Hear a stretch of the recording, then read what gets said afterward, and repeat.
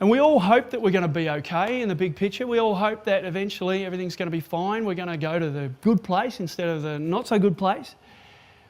But how do we know there really is a good place or a bad place? And how good is it really anyway? I mean, I don't think heaven is actually going to be lots of white fluffy clouds with people sort of playing harps and singing, you know, with castrato voices. Oh, it's just not going to be like that. I think it's going to be more like this. In December 2000, Australia played the West Indies, and it was the second test, which was in Perth, and it was just the early part of the morning session, and Glen McGrath was the strike bowler, and in his first spell he dismisses Sherwin Campbell, one of the West Indian openers, pretty early on, and he was on 299 test wickets at this point. And so the crowd was going wild. Now, if you wonder about what praise is, it's not the harps and the castrato voices. It's what the crowd was doing when they saw Glen McGrath get his, 299th wicket. It just automatically comes out of you. You go, whoa, that's incredible, okay? That's what praise is.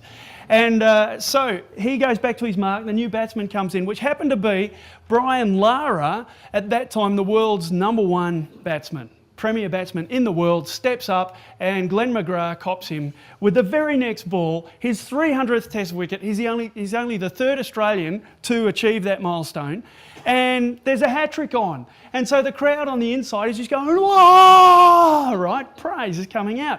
Now, what made this even more interesting was, for some reason on this particular day, the WACA, West Australian Cricket Association ground, only had one entry to get in.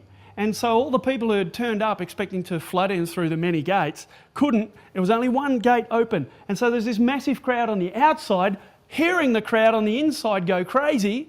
A couple of them had transistor radios. A friend of mine, actually I got two friends, one who was in on the day and one who was out on the day. And Ben, who was out on the day, is telling me that he was just like, oh no, hat-trick on, I want to be in there, and I got no hope of getting in there. There's a crowd, blah, blah, blah. Whew. Glen McGrath goes back, comes in for his third, and it's a hat-trick. He takes out Jimmy Adams, and it's a hat-trick. It's his 300th test wicket, 301st, and the crowd is just saying it just couldn't get any better than this. It's absolutely fantastic. Glen McGrath has achieved one of the greatest hat-tricks of all time, and the crowd is praising him. Can you imagine what it would have been like in there? Would have been insane. Can you imagine what it would have been like outside?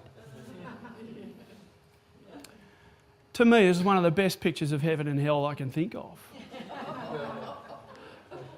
Only one way in, fantastic on the inside. You know, God can show you something about his nature in heaven, and we're going to go, whoa, that's incredible, right? Because it says we'll be praising him to eternity, which means just when we're starting to get over that, he'll show us something else about his nature, and we'll go, oh, that's even more incredible. And then he'll show us something else about his nature. We'll go, oh, that's even more incredible. Thank goodness we'll have resurrected bodies and we'll be able to handle it. Because we just explode after a while, I reckon, and he can keep doing that into eternity. That's how awesome he is. But on the outside, the Bible tells us there'll be weeping and gnashing of teeth. Well, we all hope that we're going to be in. But the question is, what is that hope based on?